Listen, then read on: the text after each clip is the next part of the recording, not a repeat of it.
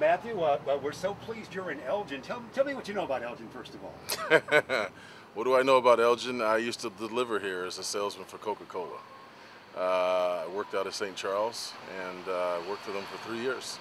And it's changed, I can tell you that. It's changed quite a bit. We'll see how things go. All right, well, we're glad to have you here. And you said you spent 8 years in Chicago? I lived in Chicago for 8 years, man. That's great. You worked all over. You mentioned some. I did. I worked for, man, I worked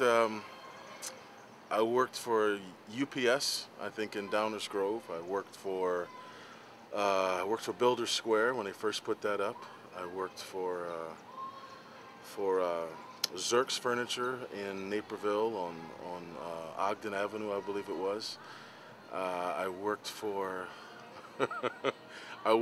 Union Pacific Railroad in West Chicago.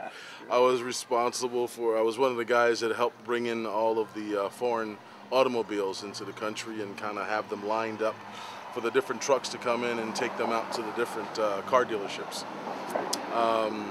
You were born in Philly. What got you to the Chicagoland? Yeah, I was born in Philadelphia and spent some time in New York and came to Chicago to kind of get away from life in Philly. Huh. I'll leave it at that. Did you go from the Chicagoland area right to Hollywood? Well, I was here in Chicago for 8 years. Walter Payton was one of my clients when I worked at Coca-Cola. I had Studebaker's 34 Confettis, I believe it was. I think I had Big Kahuna. The only place I didn't have was America's Bar downtown.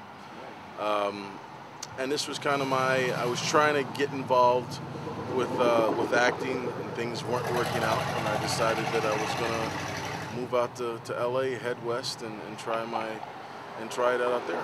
Well, you've had a great career, no question about that. We're so delighted that things have. Again, yeah. Oh yeah, I love Chicago. I mean, great memories. I couldn't enjoy it as it's become the amazing city that it is today. I couldn't enjoy it at that time back then because I was broke. I was broke and very cold. So I decided if I was going to be broke, I was going to be warm. So I decided to head west. When you went to Hollywood, was it the daytime dramas that began your career? You know what? Daytime drama didn't begin my career. People always kind of say, what was your big break, if you will? I think for me, I look at the entire experience as a big break. From doing extra work on films, on commercials, that was the big break as far as I was concerned. I paid attention to a lot of different things that take place on a set, and my kind of career I consider as baptism by fire, because I had some goals that were very specific. I needed to get representation and things of that nature, and that was after being out in LA. I got out there in '94, so I didn't really kind of get involved with the business until '96. But I had some very specific goals and trying to start staying focused to those, and things started to work out. You were on All My Children for a couple of years. That would cause you to move back to New York, would it not? Yes, it did. All My Children did take me back to New York. That was after, I think, a short stint on General Hospital. Yeah, you were a doctor, weren't you? I was a detective. I Actually, knew you were authoritative. on General. I was a detective on General Hospital, and then I did some other work, NYPD Blue and some other things, and then I ended up back in New York doing All My Children. Great. For about 3 years. That's wonderful. That was recently taken off. That probably hit you Yes, close, yes. It was recently taken off the air after all these years. That can hurt. Hey, you're so involved with the military. We're so proud of you for that. Well, I think the sacrifices that have been made by the military are tremendous and underappreciated, to say the least.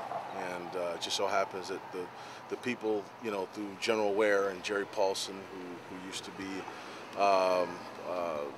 Green Beret, Delta Force member, these guys, kind of crossed paths and started to have some in-depth conversations about some things that they were involved with, You know, my brother was in the military. My younger brother, unfortunately, is no longer here. He was a Marine.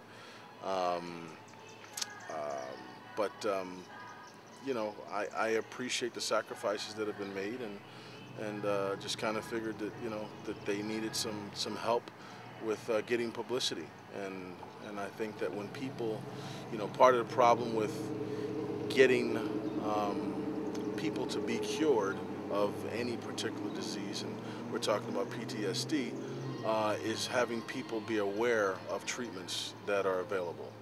And with Dr. Lipov and what he's doing is pretty tremendous. So, you know, my role, if you will, in this is to have more people be informed about where they can get help from.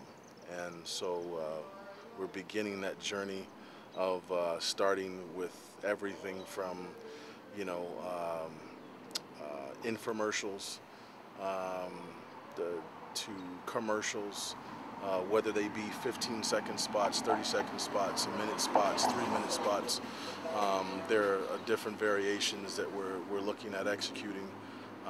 So I'll kind of be putting those things together with the rest of the team, and trying to bring more awareness to Dr. Lipov and what he's doing. You're in line for Al's Cafe meal. Okay, So congratulations, young Well, man. I'm gonna go to Al's and get me a malt. So I've heard nothing but great things about the malts. So I'm gonna have a meal and top it off with a malt. Great. Thanks for coming up. Thanks for having me.